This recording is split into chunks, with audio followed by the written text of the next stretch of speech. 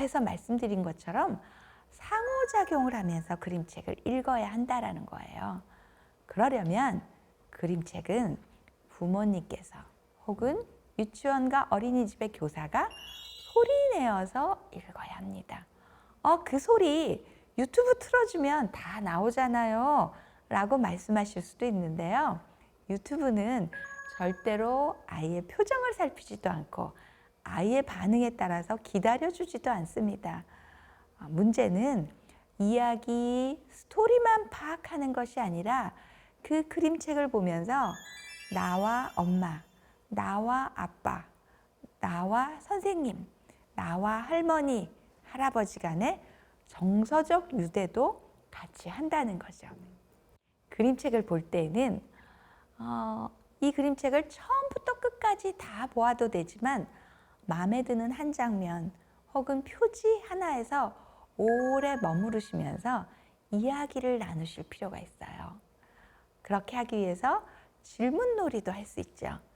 질문을 하라 그러면 부모님들이 무슨 질문을 해야 될지 모르겠어요 라고 말씀하셔서 이런 질문하면 좋습니다 라고 제가 말씀드리자면 그림책에 표지를 보면서 이야기를 하는 거예요. 표지를 보면서 누가 있어? 뭐가 보여? 무슨 이야기일 것 같아? 그걸 어떻게 알았어? 라고 표지를 읽으면서 이야기를 하는 거죠. 부모님들은 표지를 금방 넘기세요. 제목 읽어주시고 더 읽어주고 싶으신 분은 작가 이름도 읽어주시기도 하더라고요. 자녀가 이거 누가 지었어? 관심을 가질 때쯤 되면 작가 이름 읽어주시는 것도 참 좋습니다. 그러나 무엇보다 중요한 것은 그림을 보는 거예요. 그림책은 글과 그림이 함께 있는데요. 우리 성인들은 문자 문화권에 살기 때문에 글을 읽어야 내용을 알 수 있다고 생각하시잖아요. 그런데 그림책은 그런 책이 아닙니다. 작가들은 그림 속에 이야기를 심어 놓았어요. 그걸 아이들하고 같이 보면서 찾아내는 것이 얼마나 즐거운지 모릅니다. 그래서 표지를 보시면요.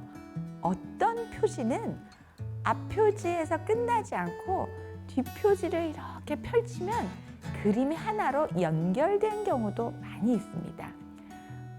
그런 그림책들은 보면 작가가 그림책을 하나의 화폭이라고 생각하고 자기의 작품이라고 생각하고 공들여서 만들어냈다는 증거일 수 있는 거죠. 특별히 그림책의 표지는 작가와 편집자가 그림책이 전하고자 하는 이야기를 대표적으로 전달하기 때문에 가게로 치면 간판 같은 거예요. 저희가 어떤 가게인지 찾아갈 때 처음 가는 동네라면 뭘 보고 찾아가죠? 간판을 보죠. 그와 마찬가지입니다. 그래서 표지를 한참 보시면 이야기할 게 굉장히 많아요. 그럴 때 아이들은 그 그림을 보면서 누가 나올 것 같아? 라고 말하면 엄마하고 아이가 나올 것 같아. 혹은 사자가 나오는 그림책이야. 그걸 어떻게 알았어? 여기 사자가 있잖아. 이런 말들을 하게 되는데요. 부모님 생각엔 그게 뻔한 이야기일지 모르지만 유아들에겐 그렇지 않아요. 그럴 때 그렇구나. 그림을 보고 알았구나. 라고 반응해 주시면 아이들은 어떻게 생각할까요?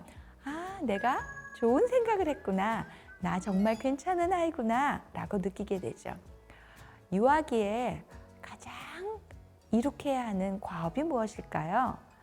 저는 그것이 바로 나는 좋은 아이야. 나는 능력 있는 아이야. 라고 생각하는 자아 효능감이라고 생각해요. 혹은 자아 존중감이라고도 말하죠. 자아 존중감 안에는 자기 인식과 자기 효능감 그리고 자기 가치감이 들어 있습니다.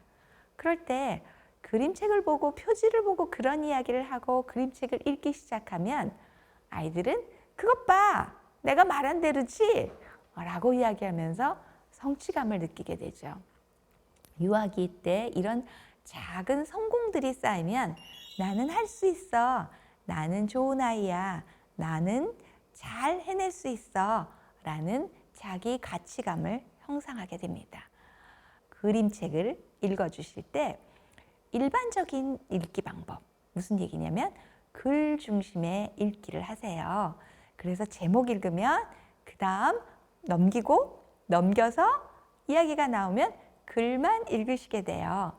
그런데 제가 아까도 말했지만 그림도 이야기를 하고 있고 아이들은 문자 문화권에 살지 않기 때문에 그림을 먼저 봅니다. 그래서 좋은 그림책은 2번 읽혀진다라는 명언이 있어요. 그림을 보고 읽게 되고 글을 보고 한 번 더 읽게 된다는 거죠. 그래서 그림책에서 그림은 이야기를 전달하는 굉장히 중요한 역할을 하게 됩니다. 이걸 러셀이라는 아동문학 교육가는 그림책은 글과 그림의 행복한 결혼이라고 말했어요. 불행한 결혼이 아니고 행복한 결혼은 부부가 하나가 되지요. 일심동체라고 하잖아요. 좋은 그림책은 글과 그림이 하나가 돼서 의미를 전달합니다. 그런데 이것뿐일까요? 그림책에는 3가지 텍스트가 있다고 말을 해요. 텍스트라는 것은 이야기를 전달하는 문헌을 말하는 건데요. 글 텍스트, 우리가 대표적으로 생각하는 글 텍스트가 의미를 전달하지만 지금까지 이야기한 것처럼 그림 텍스트도 이야기를 전달하고요. 글과 그림 텍스트와 함께 주변 텍스트라는 것이 있습니다. 주변 텍스트가 무엇일까요? 그야말로 이것을 파라 텍스트라고 하는데 글도 아니고 그림도 아니지만 표지, 또 표지와 본문을 연결하는 면지, 그림책의 사이즈, 그림책이 위아래로 긴 경우, 또 가로로 긴 경우 이런 것들이 다 어떤 의미를 전달하고 있다라는 거죠. 그래서 그림책을 볼 때는 먼저 표지와 면지를 보실 필요가 있어요. 그런 다음에 그림책을 보는 거죠. 그래서 누가 나올 것 같은지, 무슨 이야기가 있을 것 같은지 표지에서 한참 머무르고 이야기를 나누시면 좋겠어요.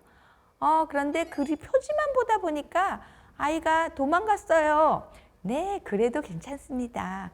그림책의 장점은요, 꼭 처음부터 끝까지 처음부터 다 읽을 생각 안 하셔도 된다는 거예요.